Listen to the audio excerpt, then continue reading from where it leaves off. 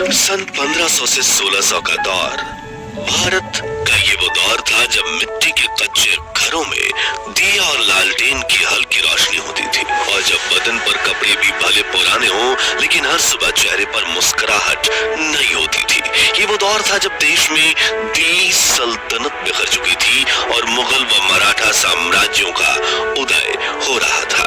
ये वो दौर था जब सोने की चिड़िया कहा जाने वाला भारत दुनिया की नजरों में आ चुका था और इस महान देश पर पुर्तगाल, डच, डेनिश और अंग्रेजों की काली नजर पड़ चुकी थी। हमने प्राचीन भारत के इतिहास की तो कई कहानियां सुनी है, लेकिन सन 1500 से 1700 तक ये भारत के इतिहास का एक ऐसा दौर था जिसकी गाथा इतिहास के पन्नों में कहीं खोसी गई है। मगर क्या आपने कभी सोचा कि क्यों मुगल साम्राज्य को चीन के बाद दुनिया की सबसे बड़ी इकोनॉमी कहा जाता था? कैसे पोर्टुगीज और अंग्रेज से भारत में अपने कदम पसारे?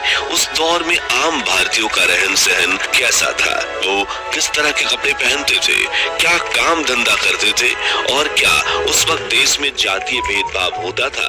अगर हाँ तो आज का वीडियो खास आपके लिए है, क्योंकि आज हम आपको सन 1500 से सन 1700 तक 200 साल लंबे सफर पर ले जाएंगे और दिखाएंगे उस दौर के सुनहरे भारत की झलक। लेकिन उसके पहले अगर आपको भारत के महान इतिहास पर गर्व है तो वीडियो को एक लाइक जरूर कर दीजिए। सल्तनत और हुकूमत। 16वीं शताब्दी की शुरुआत में जब एक तरफ मराठा साम्राज्य का उदय हो रहा था, वहीं दूसरी तरफ 1526 में पानीपत के पहले युद्ध में बाबर ने दिल्ली की सल्तनत के आखिरी शासक इब्राहिम लोधी को युद्ध में परास्त कर दिया और भारत में मुगल साम्राज्य की नींव रखी।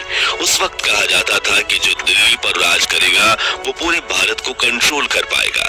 हुआ भी कुछ ऐसा ही। मुगल शासकों ने एक के बाद एक भारत के कई छोटे साम्राज्य को अपने कब्जे में लेकर भारत के बड़े हिस्से में मुगल साम्राज्य स्थापित किया। कहा जाता है कि 16वीं सदी के अंत में अकबर ने मुगल साम्राज्य को इतना बड़ा बना लिया था कि उस वक्त दुनिया में चीन के बाद मुगल साम्राज्य सबसे बड़ी और सबसे अमीर सल्तनत बन गई थी। हालांकि उसने टैक्स यानी कर के नाम पर देशवासियों को काफी लूटा था, लेकिन उससे भी बड़ी मुसीबत ने भारत के दरवाजे पर दस्तक दी।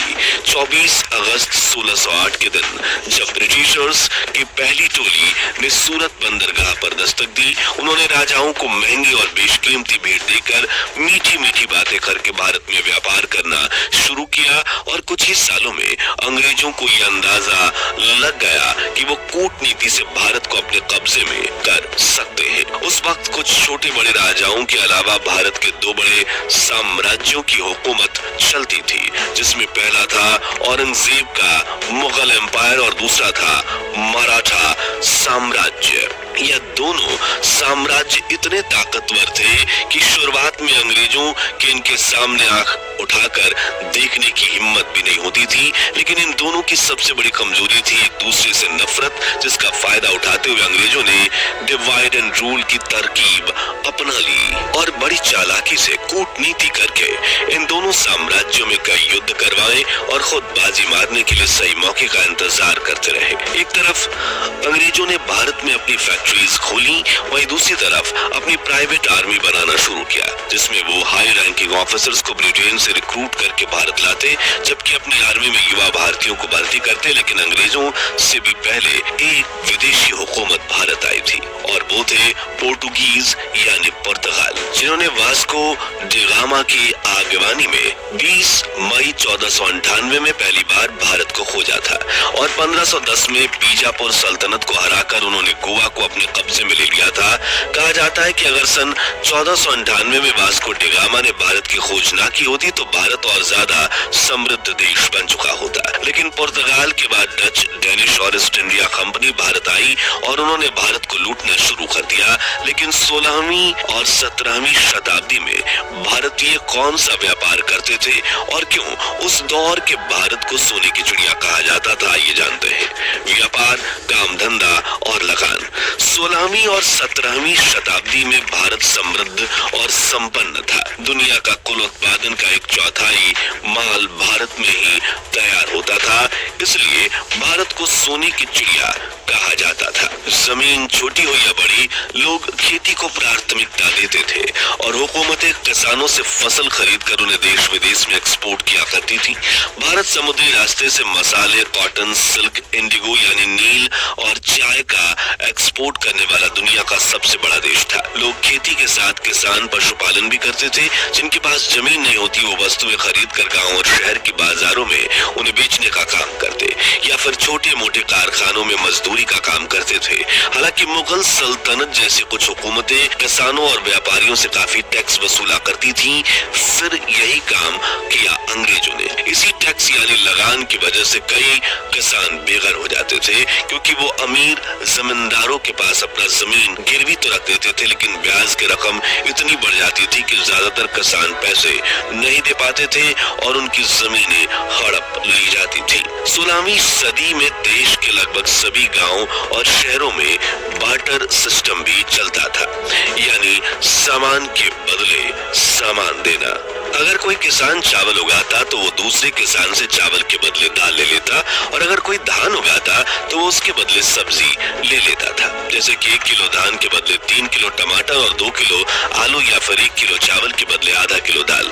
इस तरह लोग अपने पड़ोसियों के साथ सामान की अदला बदली करते और उनके महीनों के राशन का बंदोबस्त हो जाता। और जिसके पास बार्टर के लिए सामान न होता वो गाँव और शहरों में लगने वाली छोटी बाजारों से सामान खरीद सकते थे। पहनावा, भारतीय मानव जाति का उद्गम स्थल, मानव भाषण की जन्मभूमि, इतिहास की जननी, किंवदंती की दादी और परंपरा की परदादी है। भारत में 20 लाख देवी देवता हैं और करोड़ों लोग उनकी पूजा करते हैं। सच कहूँ तो धर्म के मामले में अन्य सभी देश कंगाल भिक्षु हैं, जबकि भारत एकमात्र करोड़पति है। ये कहना था महान अमेरिकन वैज्ञानिक मार्क ट्वेन का। मित्रों, इतिहास गवाह है कि भारत एक धार्मिक देश है। यहाँ अलग अलग धर्म के लोगों की मान्यताएं, पहनावा और रहन सहन अलग है, लेकिन सभी एक साथ मिलकर रहते हैं। 16वीं शताब्दी में भारत ये अलग अलग तरह के पहनावे पहनते थे।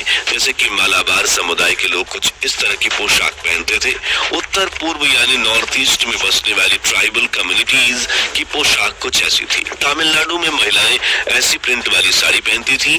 पंजाब में इस तरह सलवार कमीज पहनने के साथ हमेशा सर ढककर रखा जाता था और पुरुष हमेशा अपने सिर को दस्तार से ढककर रखते थे। और ये परंपरा आज भी उसी श्रद्धा के साथ अपनाई जाती है। इसके अलावा नॉर्थ इंडिया, केरला, बंगाल, गुजरात, कलकत्ता और लखनऊ की महिलाओं का कुछ ऐसा देसी पहनावा हुआ करता था। पुरुष सादी धोती और गमछा पहनते थे, औरतें साड़ी पहना करती थीं और छोटे बच्चे ज्यादातर निक्कर में खेलते कूदते नजर आते थे। भारतीयों की यह सादगी और विविधता उन्हें दुनिया भर की पश्चिमी देशों से खास बनाती थी।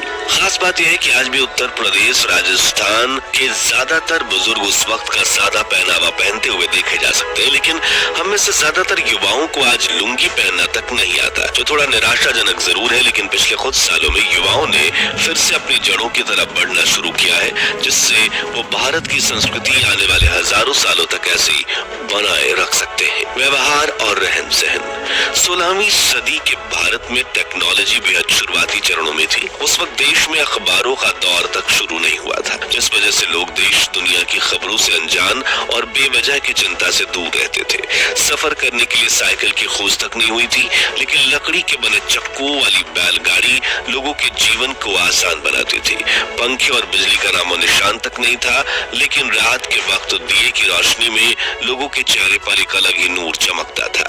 आम लोगों के लिए मुलायम गद्दों पर सोना किसी सपने से कम नहीं था, लेकिन जमीन पर भी लोग इस कदर इतने सुकून से सोते थे जितना सुकून से आज लोग अपने आलीशान महलों में नहीं सोते। घास फूस और मिट्टी से बने घर भले ही कच्चे थे, लेकिन लोगों के दिल बड़े सच्चे थे। मित्रों, उस दौर में लोगों को पैसे की इतनी मोहमाया नहीं थी।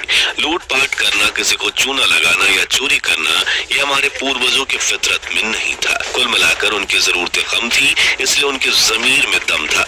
घर में बड़े बुजुर्गों की चलती थी, गाँव गांव में अगर कोई परेशानी आए तो बुजुर्ग लोग ही उसका समाधान निकालते थे और हर कोई एक दूसरे का मान सम्मान करता था। हालांकि पिछले 2000 सालों में चली आ रही जाति व्यवस्था उस दौर की संस्कृति का भी हिस्सा थी। अलग अलग धर्मों में थोड़ा बहुत टकराव होना आम था, लेकिन एक ही धर्म में भी जाति व्यवस्था को माना जाता था। ये जाति व्यवस्था हिंदुओं को 4 मुख्य श्रेणियों में विभाजित करती थी: ब्राह्मण, क्षत्रिय, वैश्य और शूद्र, जिसमें दलितों और बाकी छोटी जातियों के लोगों को काफी भेदभाव सहना पड़ता था। बड़ी जाति के लोग उन्हें अपने घर में घुसने तक नहीं देते थे, उनके हाथ से पानी तक नहीं पीते थे। लेकिन एक तरफ भारत को अंग्रेजों से आजादी मिली, वहीं दूसरी तरफ डॉक्टर बाबा साहब अम्बेडकर ने इस जातीय भेदभाव से देश को आजाद किया। शिक्षा और साक्षरता। अब साक्षरता की बात करें तो उस दौर में पढ़े लिखे लोगों की संख्या ना के बराबर थी। 100 में सिर्फ 5% लोग पढ़े लिखे होते थे, जबकि 95% अनपढ़। ऐसा इसलिए क्योंकि 15वीं और 16वीं शताब्दी में भारत में स्कूल और कॉलेज वाला मॉडर्न एजुकेशन सिस्टम नहीं होता था, बल्कि सिर्फ गुरुकुल ही हुआ करते थे, जहां अधिक सुविधाएं न होने की वजह से हर गुरुकुल में एक सीमित संख्या में ही बच्चों को पढ़ाया जाता था। वहीं उस वक्त देश में कास्ट सिस्टम यानी जात पात को लेकर भेदभाव भी काफी कम होता था।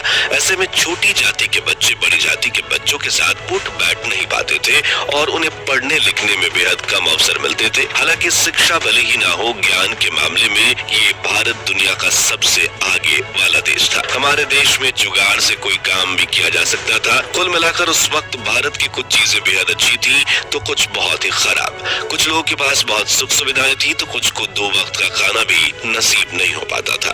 लेकिन परेशानियां चाहे जितनी भी हों, हम भारतीय संघर्ष करने से पीछे नहीं हटते थे और उसी संघर्ष, जज्बे, हौसले और आगे बढ़ने की चाहत की बदौलत आज हम कामयाबी के इतने ऊंचे मुकाम को हासिल कर पाए। तो दोस्तों, अगर आपको भी हमारे भारत के महान इतिहास और अंग्रेजों को खदेड़ फेंकने वाले फ्रीडम फाइटर्स पर गर्व है तो कमेंट बॉक्स में जय हिंद जरूर लिखिए और ये भी बताइए कि आज हर सुख सुविधा होने के बावजूद हम उस दौर की तरह सुखी और खुश क्यों नहीं है। हमारी ये पेशकश पसंद आई हो तो वीडियो को लाइक और शेयर करके 11,000 लाइक्स के लक्ष्य को हासिल करने में हमारी मदद कीजिए। ऐसे ही दिल छू लेने वाली वीडियोस के लिए हमारे चैनल को सब्सक्राइब करके पास वाली घंटी जरूर बजा दीजिए।